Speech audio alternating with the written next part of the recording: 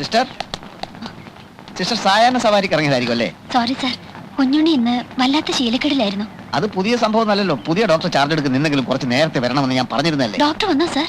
Doctor വന്നിട്ടില്ല. അങ്ങോട്ട് അകത്തോട്ട് ചെന്നോ, കിട്ടുന്നത് വാങ്ങിച്ചോ. കഴിഞ്ഞ തവണത്തെ പോലെയുള്ള മണ്ണുണ്ണിയൊന്നും അല്ല, പുലിയാ പുലി. അയ്യോ എന്റെ ഈശ്വരാ. ഇപ്പൊ എങ്ങനെയുണ്ട്? കുറവുണ്ട്.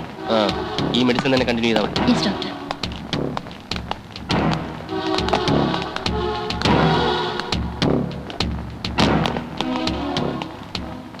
രാവിലത്തെ ഇഞ്ചക്ഷൻ കിട്ടിയില്ല. കിട്ടിയില്ലേ?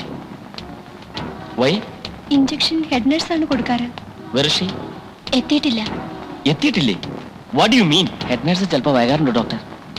ഒരു ഇഞ്ചക്ഷൻ പോലും എടുക്കാൻ അറിയാത്ത നിങ്ങൾ എന്തിനാണ് ഈ വേഷം ഇട്ടുകൊണ്ട് നടക്കുന്നത്? ഇവർക്കാവുമ്പോ എന്തെങ്കിലും നക്കാപ്പിച്ച കാശ് ശമ്പളം കൊടുത്താൽ മതിയല്ലോ. രാത്രി ഉറക്കം എങ്ങനെ ഉണ്ടായിരുന്നു? നേരത്തെ ഉറങ്ങി, പക്ഷെ പുലർച്ചയ്ക്ക് 4 മണിക്ക് ഉണർന്നു. അപ്പൊ ഒരു ചുമയങ്ങോട്ടും തുടങ്ങി. നഴ്സുമാരെല്ലാം വന്ന് നോക്കിയോ? ഞാൻ ചെന്ന് നോക്കിയപ്പോ എല്ലാവരും ഉറക്കമായിരുന്നു. രാവിലെ പറയാന്ന് കരുതി.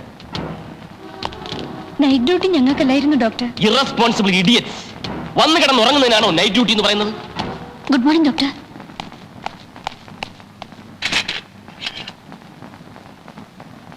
Stop it. മനസ്സിലായില്ല. ഇവരാണ് ഡോക്ടർ ഹെഡ് നഴ്സ്.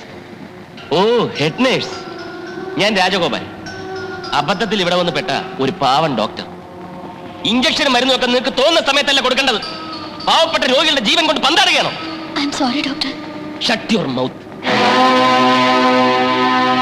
നിങ്ങൾ ഇട്ടിരിക്കുന്ന യൂണിഫോമിന് ഒരു പവിത്രതയുണ്ട്. ഹെഡ് നേഴ്സ് ആണത്രേ, ഹെഡ് നേഴ്സ്. എവിടാ നിങ്ങൾ നഴ്സിംഗ് പഠിച്ചത്? ആരാ നിങ്ങളെ നഴ്സിംഗ് പഠിപ്പിച്ചത്? ഫ്ലോറൻസ് നൈറ്റിംഗേലിനെ പറ്റി കേട്ടിട്ടുണ്ടോ? അവരും നിങ്ങളെപ്പോലെ ഒരു സ്ത്രീയായിരുന്നു. രോഗികൾക്ക് വേണ്ടി സ്വയം സമർപ്പിക്കാനുള്ള ഒരു മനസ്സില്ലെങ്കിൽ ഈ യൂണിഫോം അഴിച്ചു മാറ്റി വല്ല കൂലിപ്പണിക്കും പോയിക്കൂടെ നിങ്ങൾക്ക്?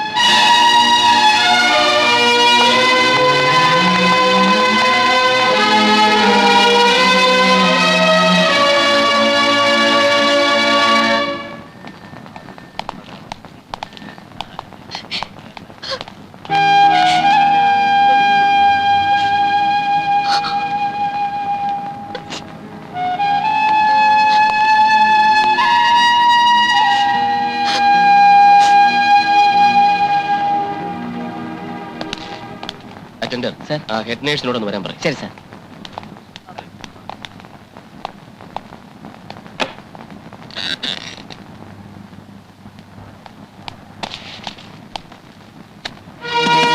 May I come in, sir? Yes.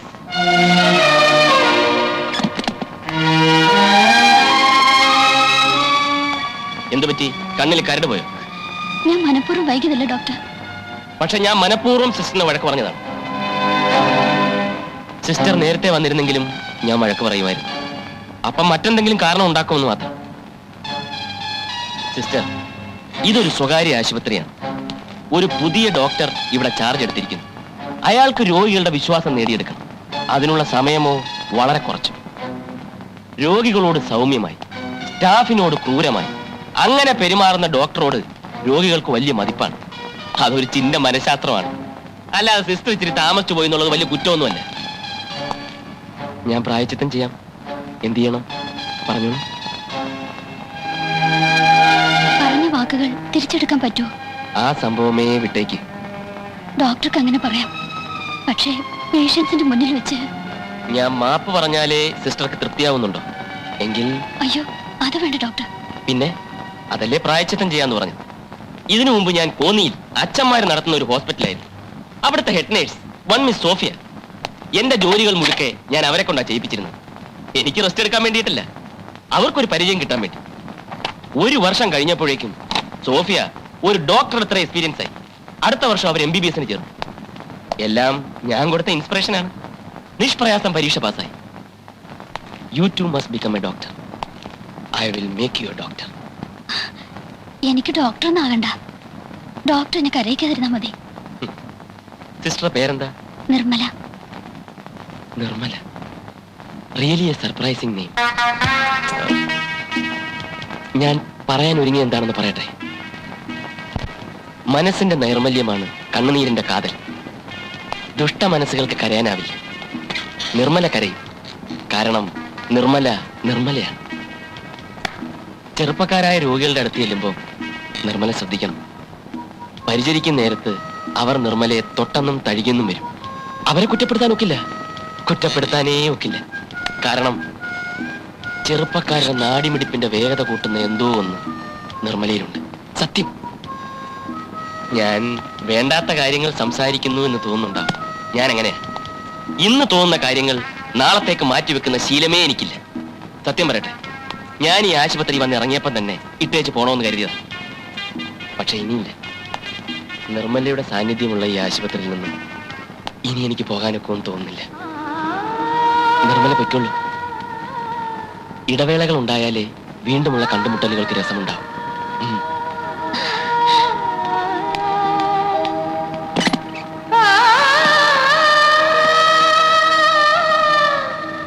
Doctor Nirmala, ഓർമ്മ വേണം.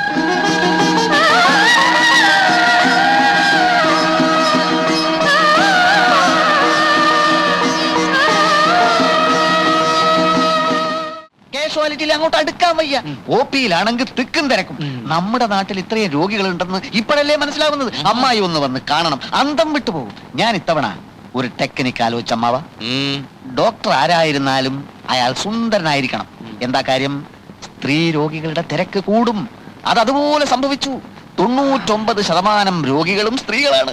എങ്ങനെയുണ്ട് എന്റെ ടെക്നിക്ക്? നിന്റെ ആ ടെക്നിക്ക് നന്നായിട്ടുണ്ട്. ആ ഊമക്കത്തുകാരൻ ഇതൊക്കെ നന്ദിനെ എഴുതി അറിയിച്ചിരുന്നെങ്കിൽ. ഓ, അതൊന്നും സാരമില്ല മഹാദേവ. ഞാൻ പറഞ്ഞ മറ്റേ ടെക്നിക്ക് ഉണ്ട്. അതേത് ടെക്നിക്ക്? പ്രമാണത്തിൽ ഒപ്പിട്ട എന്റെ ഫോട്ടോസ്റ്റാറ്റ് കോപ്പി ലണ്ടനിലേക്ക് അയക്കുന്ന ടെക്നിക്ക്. ഓ, ആ ടെക്നിക്ക്. പ്രമാണം എടുക്കട്ടെ? എടുത്തോളൂ. അയ്യോ അമ്മാവ, തൊലച്ചു. സൂര്യൻ അസ്തമിച്ചു പോയില്ലേ? ഇനി ശുഭകാര്യങ്ങൾ ചെയ്യാൻ പാടില്ലല്ലോ. ഞാൻ പോയി വിളക്ക് കത്തിക്കട്ടെ. ഓ, എന്നാലും എന്റെ സൂര്യ.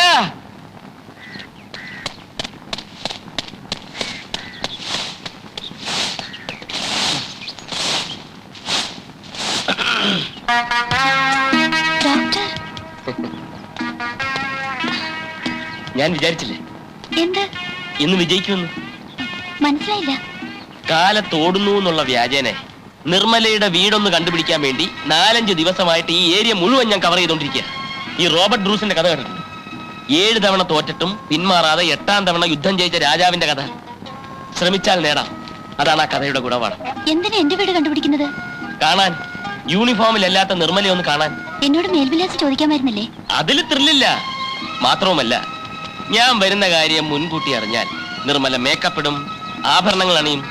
ഇതുപോലെ ഒറിജിനൽ നിർമ്മലയെ കാണാനൊക്കെയല്ല. ഞാനൊരു സാഹിത്യകാരനൊന്നുമല്ല, എങ്കിലും ഞാൻ സ്വല്പം സാഹിത്യം പറയാൻ പോവാ. ഈ പ്രഭാതത്തിലെ ചുവപ്പ് നിർമ്മലയുടെ കവിളിലെ ചുവപ്പുമായി മത്സരിച്ചു. ഓക്കെ? ജയിച്ചതോ നിർമ്മലയുടെ കവിള്. എങ്ങനെയുണ്ട്? എങ്ങനെയുണ്ട്? ഡോക്ടർ, ഞാനൊരു പാവമാണ്. ഞാനൊരു ദുഷ്ടനല്ല. ആണെന്ന് ഞാൻ പറഞ്ഞോ? അകത്ത് വന്ന ഡോക്ടർക്ക് കാണാം. ജന്മനാ തളർന്ന ശരീരവുമായി കിടക്കുന്ന എന്റെ അനുജൻ കുഞ്ഞുണ്ണി. അച്ഛൻ മരിച്ചതിന് ശേഷം ആത്മവിശ്വാസം നഷ്ടപ്പെട്ട അമ്മ. ഇതൊക്കെയാണ് എന്റെ സമ്പാദ്യം. ഡോക്ടർ വലിയ ആളാണ്. ഒരു ദുരന്തമെടുത്ത് തരേ. നോ, നാം തമ്മിൽ കണ്ടുമുട്ടുമ്പോൾ എനിക്ക് നിർമ്മലയെ മാത്രമേ അറിയാമായിരുന്നു. ഇനിയും അതറിഞ്ഞാൽ മതി. പിന്നെ നിർമ്മലയുടെ ദുരന്തങ്ങൾ പങ്കുവയ്ക്കുന്നതിൽ എനിക്ക് സന്തോഷമേ ഉള്ളൂ. എങ്കിലും ഇന്നും ആശുപത്രിയിൽ എത്താൻ ലേറ്റ് ആവുമോ? ഇല്ല, ഞാനിത് പുറപ്പെട്ടു കഴിഞ്ഞു. വേഗം വരണം. ഞാൻ കാത്തിരിക്കും.